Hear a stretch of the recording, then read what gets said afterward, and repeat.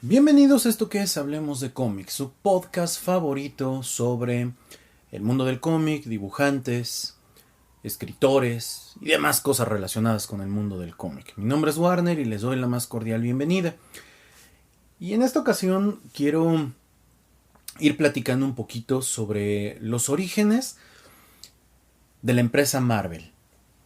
Vamos a platicar un poquito sobre aquellos inicios de Marvel. No nos vamos a remontar a la época de la Antorcha Humana, el Capitán América y cuando Marvel tenía un nombre diferente.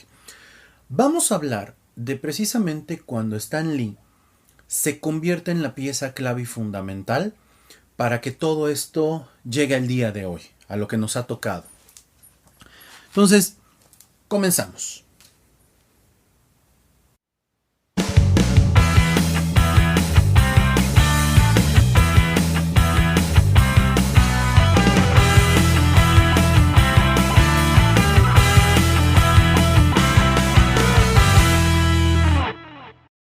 Les doy la más cordial bienvenida nuevamente y les agradezco muchísimo comentarios, correos electrónicos que nos han hecho llegar, los mensajes que dejan en la aplicación y que me llegan directamente. Y bueno, y también para quienes han ingresado a la tienda y han comprado gracias a estos episodios que voy subiendo acá y a las diferentes plataformas en donde estamos. Les comento para los que no sepan, tenemos varios podcasts, tengo el de Hablemos de Cine, Hablemos de Series, el canal de YouTube de Billions TV y otro proyecto personal que se llama Digital Media Pitch, donde hablo un poco sobre lo que me dedico fuera del mundo del cómic, que es el tema de los negocios, la educación y la salud. Sí, así de complejo, así a eso me dedico. Entonces, vamos a platicar hoy un poco sobre los orígenes de los superhéroes que tanto nos gustan el día de hoy. Corría el año de 1961, ¿sí? Vamos a contarlo así. Si los años me van fallando, las fechas me van fallando, una disculpa, pero como ya les dije, yo trabajo y hago muchas cosas, solo me gusta compartir un poquito de lo poco, mucho que sé, para que quienes están tratando de adentrarse en el mundo del cómic, pues se interesen más. Corría el año de 1961 y entonces, como toda buena empresa, Marvel estaba pasando por una crisis. Esta crisis implicaba pues que ya no se estaban leyendo cómics como en las épocas anteriores. O sea, Marvel a lo que se dedicaba en ese momento era a publicar cómics. Y entonces tenían a esta persona llamada Stan Lieberman, mejor conocido como Stan Lee. Y le dijeron, mano, este es un pase Hail Mary y vamos a ver a dónde nos lleva. Trata de hacer algo que nos saque del atolladero porque si no, mano, pierdes tu chamba. Entonces Stan Lee le dice a su esposa, oye, pues ¿qué hago? Y Stan Lee, la esposa le dice, pues, ¿sabes qué? Haz lo que mejor te parezca. O sea, es un Hail Mary, ¿no? Es saber qué sale. Y Stan Lee toma una decisión. Y esto es algo que no les va a gustar a muchos. Miren, la figura de Stan Lee es muy polémica. El tema de que si él es el verdadero autor, que si Jack Kirby, que si Steve Ditko y las demás cosas. A ver, a Stan Lee se le deben muchas cosas. Stan Lee es un visionario. O sea, Stan Lee, desde mi punto de vista, era un hombre de negocios muy práctico, más que un escritor. De hecho, si tú has leído alguna vez algo que escribió Stan Lee es malísimo escribiendo. Pero acompañado con los dibujos y con la narrativa visual que cada uno de sus dibujantes logró, pues Stan Lee parecía, ¿cómo se llama? Shakespeare de los cómics. O sea, esa es la realidad. Él sin ellos no hubiera sido nada. El eterno debate de quién es el dueño, la verdad vale madres. Lo que importa es la magia que lograron. Y justamente en ese año 1961 pasan varias cosas. Vamos a decirlo así. Stan Lee tomó prestadas algunas ideas de un grupo de superhéroes que pertenecían a la empresa DC, los famosos Challengers of the Unknown. Este grupo de superhéroes de los Challengers of the Unknown es un grupo de superhéroes que, si tú lo revisas, se parecen casualmente a los Cuatro Fantásticos, o mejor dicho, al revés. Pero bueno, esa situación pues no es como relevante. Muchos le achacan a Marvel que se fusilaba descaradamente a algunos personajes, también como DC se ha fusilado descaradamente a algunos personajes de Marvel. Sin embargo, lo único que yo sí tengo que decir es que qué bueno que Stan Lee se fusiló una idea que no funcionaba y la hizo funcionar. ¿Y qué fue lo que hizo? En noviembre de 1961 saca The Fantastic Four Number 1, Los Cuatro Fantásticos número 1. Y esta es una historia que, miren, los invito a que vayan al canal de Billions TV, ahí tengo reseñada de qué trata este primer número. Para empezar, muchos, ¿sí?, cuando intentamos leer un cómic de la época de los 60s, lo primero que nos topamos es que es una narrativa, lo voy a poner claramente, torpe, excesiva en diálogos, con a veces mucha falta de imaginación para poder sintetizar todos los paneles, muy de paneles de la época, obviamente, de 3-6 paneles por hoja. Pocas veces había una splash, es decir, una página completa. O sea, pero bueno, pues era una época diferente. La narrativa la narrativa visual del cómic pues estaba empezando a tomar forma. Inclusive los dibujos, si ustedes ven los dibujos de los Cuatro Fantásticos de Jack Kirby de esa época, de repente no puedes creer que Jack Kirby haya tenido una evolución en su dibujo tan grande como la tuvo. Bueno, pero recordemos también otra parte del contexto. En esa época, pues un mismo dibujante, o sea, imagínense que Jack Kirby dibujaba a lo estúpido. Hoy, o sea, eran otras condiciones, había una explotación humana muy muy fuerte en la época de los 60s. Jack Kirby se podía aventar 6 cómics a la semana. O sea, 6 cómics de 20 y tantas páginas. O sea, estaba cañoncísimo.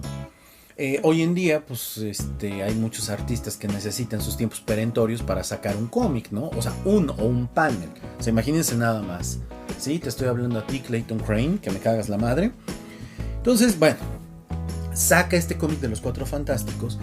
Y si tú lo lees o revisas nuestro cómic narrado, vas a decir, bueno, ¿y por qué le gustó a la gente? O sea, ¿qué tiene de maravilloso y fantabuloso este cómic? Ubícate en la época de los 60s. ¿Qué estaba pasando en Estados Unidos?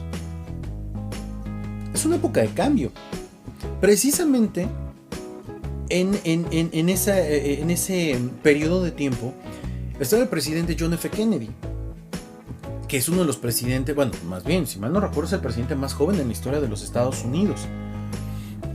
Por esas fechas llegó el hombre a la luna. ¿Ok? Pero es la época de los viajes espaciales, los cohetes, la ciencia. Es la época de la guerra, ¿sí? Del conflicto de la Guerra Fría. Es la época donde Cuba, Estados Unidos, están en un conflicto ahí medio fuerte por los famosos misiles. Y además te voy a decir otra cosa. Es una época donde la gente estaba ávida de otras cosas. Estaba el movimiento beatnik, ya sabes, ¿no? Los hombres estos y mujeres que se vestían todos de negro, cuellos de tortuga, boinas, y cuando iban a los bares, en lugar de aplaudir, hacían así con los dedos. Es la época del hipismo, es la época donde los boomers, todos los que fueron a la guerra y tenían ya su American Way of Life, la vida en los suburbios, pues empieza a cambiar. Es una época inclusive donde las mujeres empiezan a tener un protagonismo más fuerte para la época. Ahora imagínate un grupo de superhéroes o un grupo de héroes en donde el líder pues es un cuate súper inteligente. Hay un joven rebelde. De hecho, mucho de lo de la Antorcha Humana te recuerda un poco a la imagen del famoso James Dean, al famoso Elvis Presley, que a lo mejor Elvis es un poco más de los 50s, pero al final del día tiene esta imagen de rebeldía juvenil.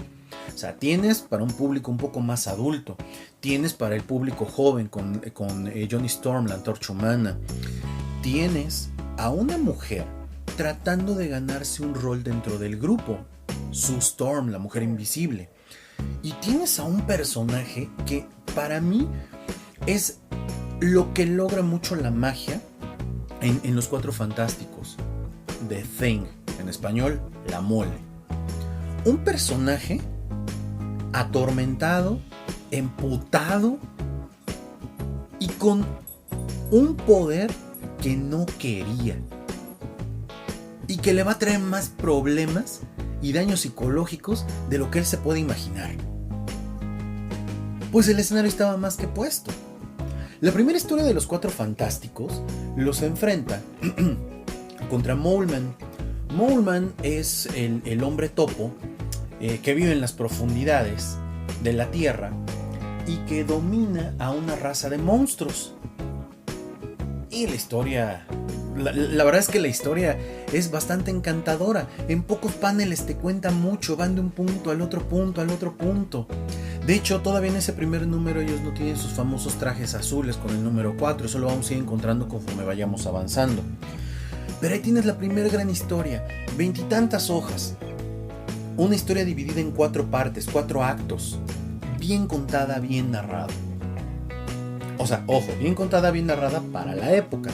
Hoy en día, si un crítico real de cómics, alguien que le sepa, ¿no?, a la parte de cómo se debe de hacer la estructura acorde a la gráfica aristotélica, cómo los paneles se deberían de poner de la manera más adecuada para tener una secuencia lógica, pues a lo mejor te dicen que no está tan bien hecho, que está hecho muy arcaico, pero este es el origen de los cómics, el origen de Marvel, en pocas palabras.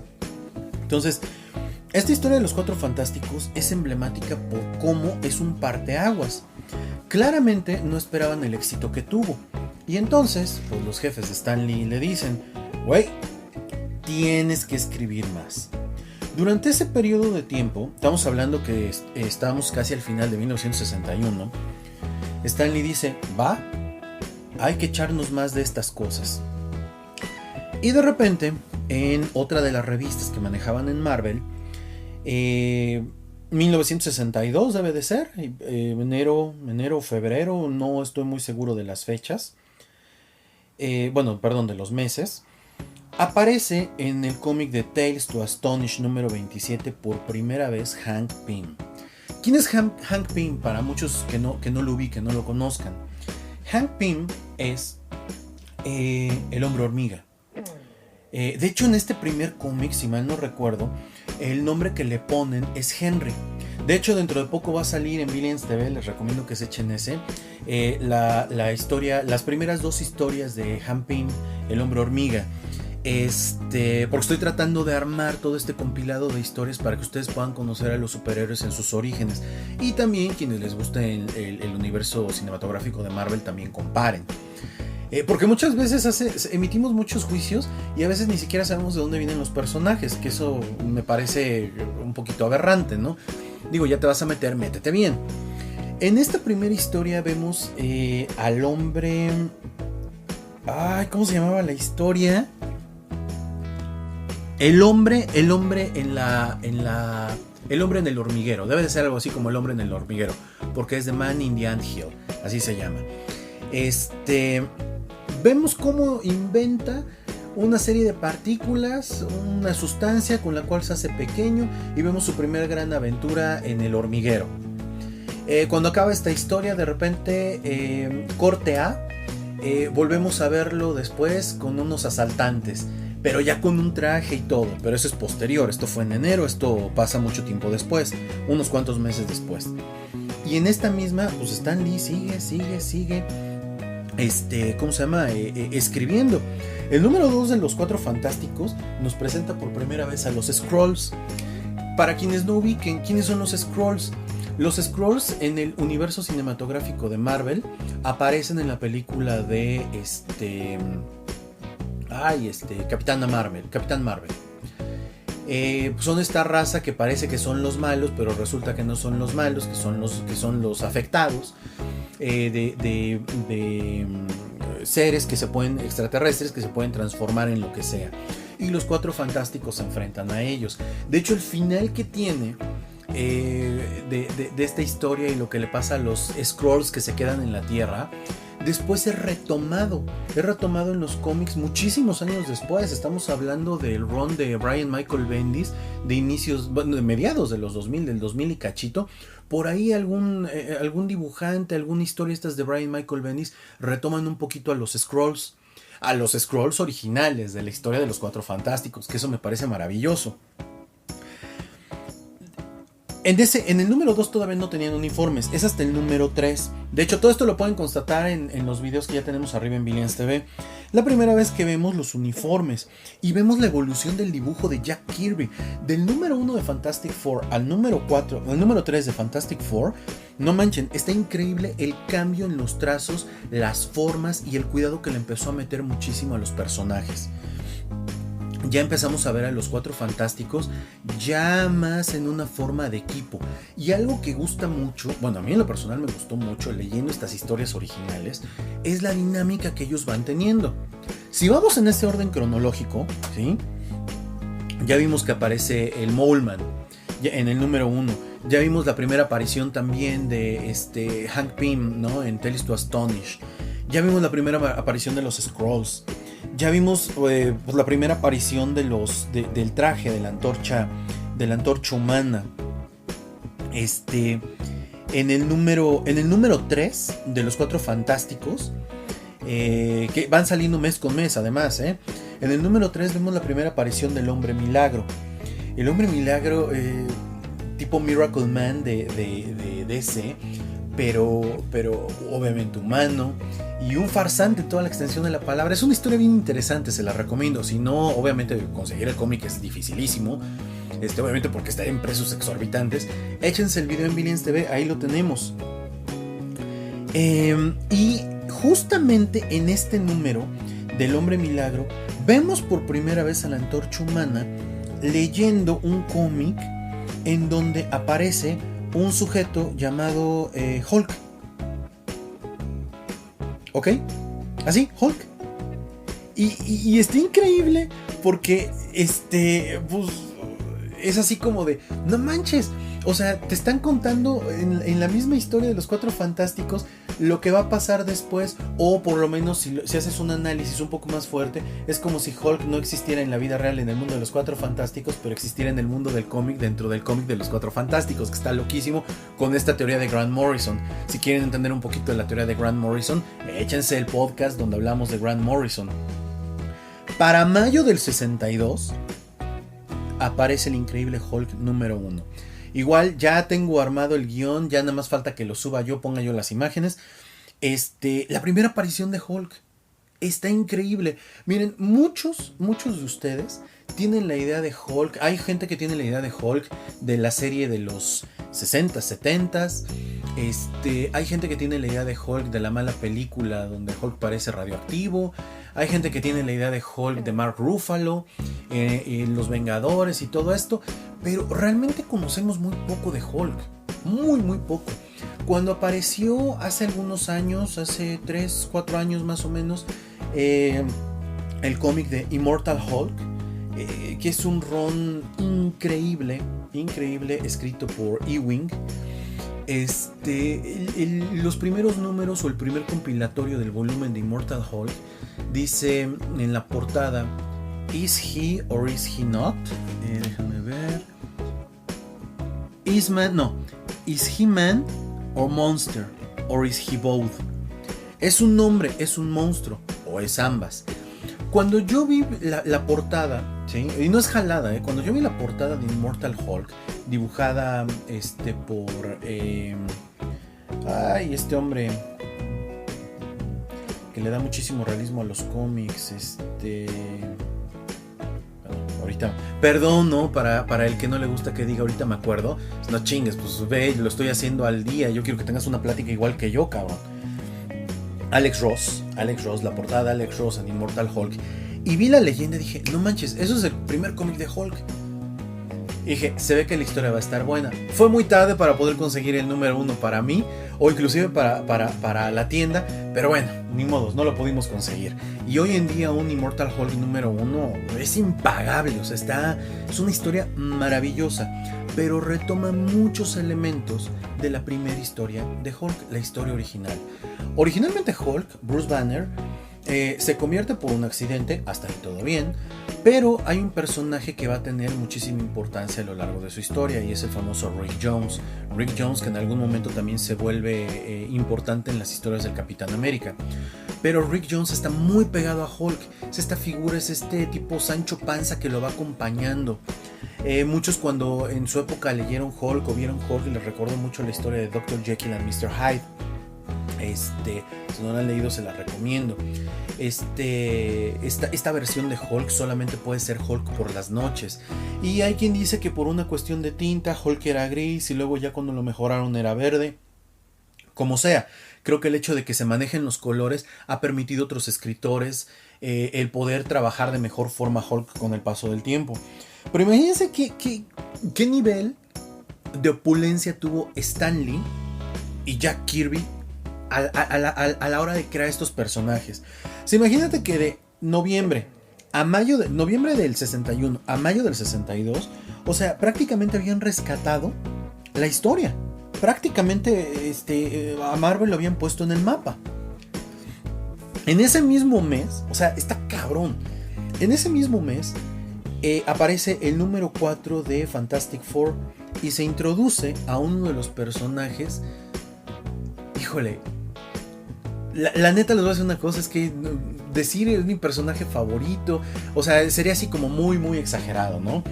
Introducen a Namor, o más bien reintroducen a Namor el submarinero, un personaje que Marvel ya había ocupado durante la Segunda Guerra Mundial, cuando el Capitán América y otro grupo de superhéroes aparecieron.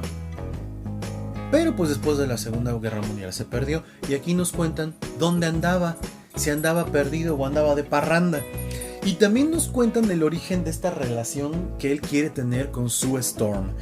Y nos muestran un poco del carácter tan fiero que tiene Namor. Creo que esta es de las historias más débiles de las primeras de los Cuatro Fantásticos, pero no deja de ser una gran historia. Esto es en mayo. Para julio del 62 aparece por primera vez el Doctor Doom. Y bueno, eso sí ya lo he dicho, para mí el Doctor Doom es el mejor villano de Marvel. Hay quien por las películas le gusta a Thanos, por los 80, los 90, pero si de algo estoy seguro es que una vez que lees Fantastic Four y vas viendo al personaje de Doctor Doom, créeme que no hay vuelta atrás, no hay mejor personaje que Doctor Doom. Como villano es lo mejor que hay. Tiene una mezcla shakespeariana con villanos de películas americanas, con personajes históricos que pocos podrían acumular en sí. Esta primera historia del Doctor Doom me encanta porque maneja algo que está impresionante. Es la primera vez que vemos en el mundo del cómic el viaje en el tiempo.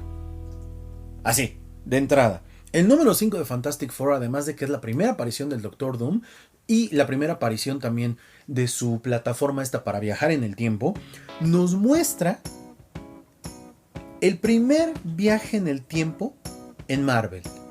Y cómo este viaje en el tiempo tendría alteraciones, o sea, ya estaba predestinado para hacerse. Es una historia con Barba Negra. Está increíble la historia, increíble. Hasta ahí técnicamente es donde en Villains TV me quedé narrando estas historias. Ya tengo las demás escritas, nada más hay que pasarlas, que tengan un poquito más de tiempo y ponerle las imágenes. Pero de verdad, les recomiendo que se den una vuelta por ahí, porque entiendes por qué el amor que muchos de nosotros le tenemos a cada uno de los superhéroes. Fíjate nada más, ya llegamos a medio año del 62. Y en este medio año del 62 ya nació el Hombre Hormiga. El concepto del Hombre Hormiga, el personaje de Hank Pym. Ya nacieron los Cuatro Fantásticos. Ya tienes al hombre topo, al Mole Man. Ya tienes a los Skrulls. Ve qué prolíficos eran. Y digo eran porque no todo era cuestión de Stan Lee. Para agosto de 1962 aparece en Amazing Fantasy número 15 el personaje más icónico de la marca Marvel, Spider-Man. También, ya pueden ver la reseña, el cómic narrado de esta primera aparición de Spider-Man. Y fíjense, Spider-Man es uno de los superhéroes que más disfruto leer. Sin embargo, su historia de origen, o sea, está bien, o sea, está muy bien contada, me parece muy bonita, muy padre. ¿Cuál es el éxito que tiene este personaje? Particular punto de vista. Es un chavito. Si tú te fijas en los dibujos que te van presentando en la historia, Peter Parker, o sea, está vestido como señor. Porque los chavos de la época se vestían así, a lo mejor la chamarra, ¿no?, del jugador de fútbol americano, los podía hacer ver más chicos, pero hasta los peinados. El otro día estaba yo viendo un meme de una foto del reparto de la serie ochentera Cheers, y te ponen, o sea, en esa foto te ponen las edades de cada uno de los que estaban ahí. Y en el meme te pone, o sea, ¿por qué en esa época los actores que tenían esas edades parecían cincuentones? Eran otras condiciones de vida. Lógicamente, los dibujos de estos personajes pues también reflejan una época diferente. Este cómic de Amazing Spider-Man a mí me parece bastante bueno. Realmente en este cómic nunca se expresa por primera vez la frase esta de con un gran poder conlleva una gran responsabilidad en boca del tío Ben. Se menciona en la parte final. De hecho, para los que no sepan, esta es una frase que ni siquiera la acuñó él. La frase creo que es de Benjamin Franklin o de un presidente americano, pero no es de ninguno de ellos. Y la verdad está bastante buena esta historia. De aquí en adelante, ¿sí?, de agosto del 62, ¿sí?, es el año más prolífico de todos. Fíjense, en ese mismo año, en el mes de agosto, bueno, resulta que Spider-Man fue escrito por Stan Lee y dibujada por Steve Ditko. Y resulta que en este mismo año, en el mismo agosto, en otro cómic que tenían, Journey into Mystery número 83, aparece por primera vez Thor. Y la historia de Thor también es buenísima. Todos tenemos una idea de Thor. Creo que la mayoría de la gente tiene la historia o entiende la historia de Thor desde el punto de vista de la película, del universo cinematográfico de Marvel. Sin embargo, la historia original de Thor nos muestra a un personaje que se transforma en Thor. Ahorita me acuerdo del nombre. De hecho, hay una leve mención a él en la primera película de Thor. El dibujante de esta historia, ahorita les digo quién es. Creo que es Jack Kirby, si mal no recuerdo es Jack Kirby. Pero esta historia no la escribe como tal Stan Lee. Esta historia la escribe Larry Lieber, que la verdad yo tengo la duda si Larry Lieber es papá del Lieber que actualmente dibuja. El Lieber del que les estoy hablando dibujó Superior Foes of Superior Spider-Man, escrito por Nick Spencer, y este Lieber que les digo dibujó toda esa serie. Me imagino yo que deben de tener algo que ver. Entonces, en esta historia vemos por primera vez a Thor. Y Thor tiene una identidad secreta. No encuentro aquí en mis notas cuál es el nombre. Se me fue. Ay, Dios, ¿dónde está? Bueno, va a aparecer en algún momento. Nuevamente, para los que odian que haga eso, una disculpa. Una disculpa, ¿verdad? Pero pues así es esto. Septiembre. Bueno, ¿qué les puedo decir de Thor? Se habla del martillo de Thor, se habla de una invasión en ese primer cómic de Thor, se habla de una invasión de los hombres de piedra de Saturno, de Júpiter, una cosa así, y Thor los enfrenta. Para quienes no ubican quiénes son estos seres, son Korg, el amigo de Thor en las películas de Thor Ragnarok y Thor Love and Thunder, es Korg, su amigo. Que está increíble, ¿no? Porque estos eran invasores y resulta que Thor se vuelve amigo de ellos. En septiembre de 1962, nuevamente Stan Lee retoma una idea y dice: vamos a volver a sacar al famoso hombre hormiga que sacamos hace unos meses. En la misma historia, en el mismo cómic de Tales to Astonish, vamos a sacar la historia del regreso del hombre hormiga. Tales to Astonish número 35 por primera vez nos muestra el traje del hombre hormiga y lo que puede hacer el hombre hormiga, otra vez utilizando a Henry Pym.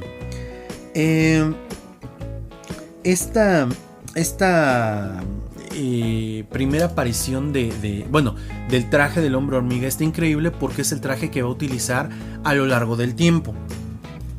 La verdad es que a mí me gustan mucho las historias del hombre hormiga, me gusta mucho la evolución que tuvo el personaje. Es un personaje sumamente martirizado. De hecho, para quienes sean fanáticos de los cómics sabrán que él está íntimamente ligado a Ultron y que en realidad cuando tú analizas a dónde ha llegado Ultron en la prosa de los cómics, realmente Ultron es Hank Pym liberado. Está muy cañón cómo se ha desarrollado la historia de él. La historia que tiene con Jan Van Dyne también, o sea, cómo de estar casados a violencia doméstica. Una de las críticas más fuertes que yo le hago a Marvel es: sacrificaste a un personaje como Hank Pym para hablar de una historia como la violencia doméstica. Eso es un acto de valentía tremendo, porque Hank Pym por eso es tan odiado, tan querido, tan mil cosas en el mundo del cómic. De aquí voy a pausar, ya no voy a hablar tanto de estas historias, solamente me voy a brincar un poco a la parte donde aparece Iron Man. Iron Man vuelve a aparecer en marzo, pero ya del 63. Durante este periodo de tiempo se siguieron publicando las historias de Hulk, las historias de los Cuatro Fantásticos. De hecho, los Cuatro Fantásticos sacan 10 números. A lo largo de entre 61 y 62 sacan 10 números. Iron Man aparece hasta marzo del 63 en el cómic Tales of Suspense número 39. Fíjense qué me pasó con ese. No soy fan de Iron Man. Créanme que no soy fan de Iron Man. Me gustan las películas de Iron Man, pero no me vuelven fan de Iron Man. Creo yo que la interpretación de Robert Downey Jr. es magistral en el mundo del cine, pero Iron Man es un superhéroe que la verdad te debe de gustar por no sé qué razón. Pero si no te gusta, no. Yo me tuve que echar, o me he estado echando algunos de los cómics, los primeros números de Iron Man, para contarles a ustedes en cómics narrados de Billions TV la historia. Y la neta les voy a decir una cosa: no puedo, es superior a mis fuerzas. Me duermo súper cañón. Pero bueno, en algún momento lo empezaremos a contar. Quiero que ustedes vayan notando cómo esta empresa con Jack Kirby, con Stan Lee, con Lieberman, con Ditko y todos estos dibujantes, en cuestión de un año empezaron a reventar la industria con superhéroes que hablaban de la cotidianidad. No es que en el mundo de Estados Unidos hubiera superhéroes, pero en el mundo de la cotidianidad del americano. Entraron a un Estados Unidos mucho más tranquilos y en donde el heroísmo era algo que les hacía falta. A mí en lo personal estas historias se me hacen interesantes, me gusta compartirlas porque así también te vas haciendo una idea de qué es el por qué muchos amantes de los cómics se molestan cuando ven las adaptaciones en la televisión, bueno, en el cine, pues, en el cine de los superhéroes. Yo pienso que, bueno, lo padre de la época es que tenemos de dónde elegir. Puedes ver una película, puedes ver una serie, puedes comprar los cómics y leerlos, que a mí eso me encantaría que hicieras en billionscomics.shop, la tienda del coleccionista de cómics, pero al final del día tienes una gran variedad. Y esto es solamente hablando de Marvel y los primeros 2 años de Marvel. Conforme vaya yo subiendo cosas a Billions TV, iremos platicando un poquito más a detalle, ya con mi opinión y sin la formalidad de Billions TV. Espero les haya gustado. Después continuaremos hablando un poquito. Me voy a seguir con Cuatro Fantásticos, Hulk, un poquito más de Thor y hasta que podamos llegar a armar el origen de los Vengadores. Mi nombre es Warner y me despido. Que tengan excelente día. Chao.